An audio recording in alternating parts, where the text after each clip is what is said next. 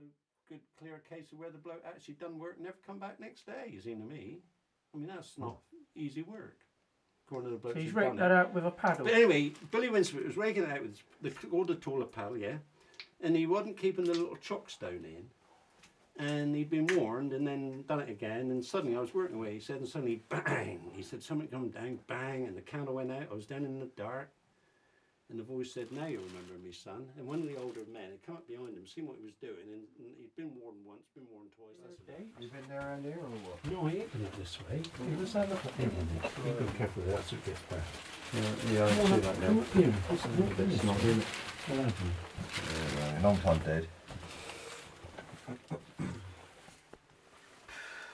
Arrow there.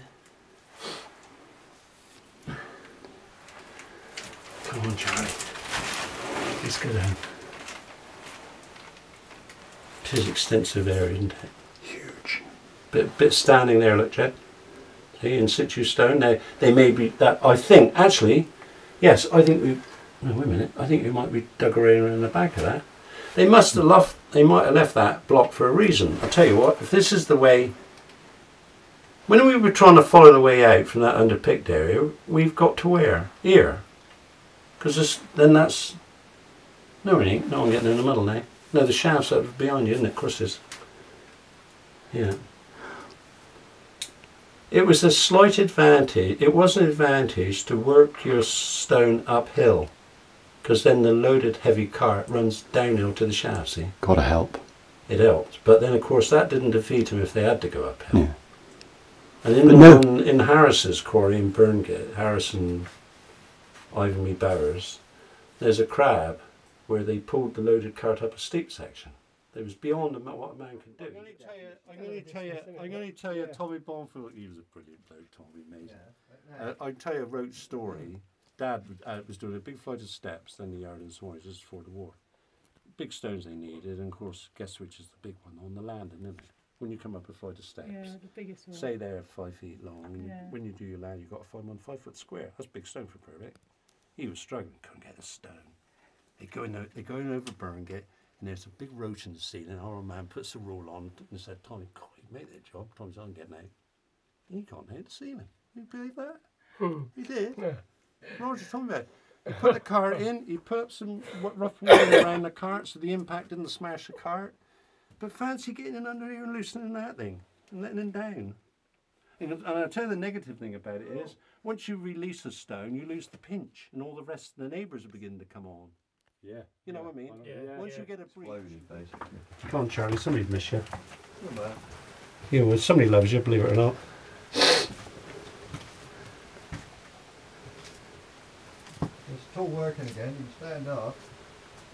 Yeah, you get to a collapse bit, don't you? Yeah, look at that. But the whole wall is going. Yeah.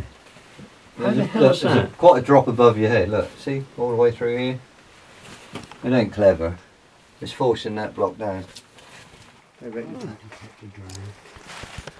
Stanley reckon he's already got a bit of a draft. Going that way. What, a flame is? No, my breath.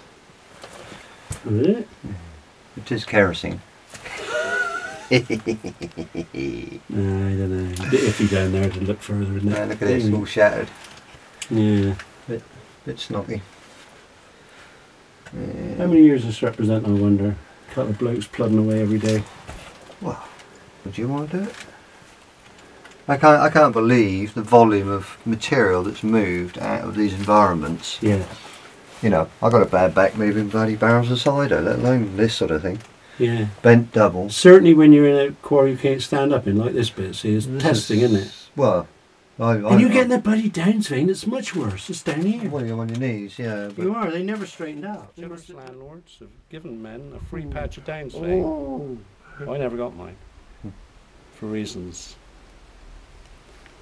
being an unrapacious quarry operator, let's put it like that. And being on the side of the angels, put it like that. Anyway, so you might when we tried for down, I thought, bugger, this is my chance now. Nice patch of stone uncovered, freestone, let's that downswing, eh? Dig down to it. All gone. Gone. Bloody all gone. Really? Yeah, didn't you ever look at that? No. Right. Hit the lane. Where's the lane go? Bloody Underworth Road. That core was took out from Frenchy Bowers, or that core your people had. Yeah. About where Bill Norman's little shut was. Yeah. In the Downs lane, that.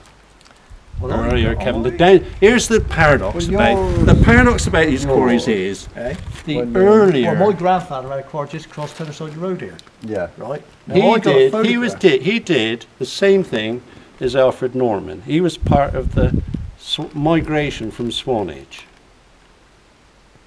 And the Langton men were very good about it. Yeah. That's But you used to get a rock chucked at you down Erston Cross. You used to have a It was a bit like that. Yeah. No, it's true. You see, a lot of Swanage men jacked in them cores and came up here. Now, whether it's anything to do with the attitude of the Banks estate towards quarry, and this is, I'm talking now the pre-war. Yeah. Wait a minute, what are we talking about? Yeah. 20s, 30s, Probably.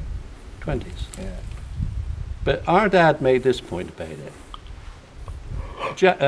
Alfred Norman's core was in, well, I think the same as your family's, wasn't it, Greasehead, in the Cat? Weren't they in a Cat?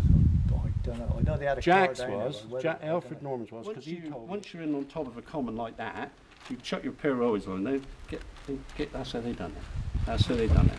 And that was Jack seeing his grandfather do that. That's what the old man was doing. Of course, the trick was, you then had to get in there, get the legs up, catch the cinder before that starts to come on. But you could do it because the cinder's so massive. Yeah, it's pretty reliable. See, the cinder's such a massive bed, they could develop that way of doing it, Kevin. Yeah. Amazing. 12 foot thick. They were very disparaging, these lank blokes.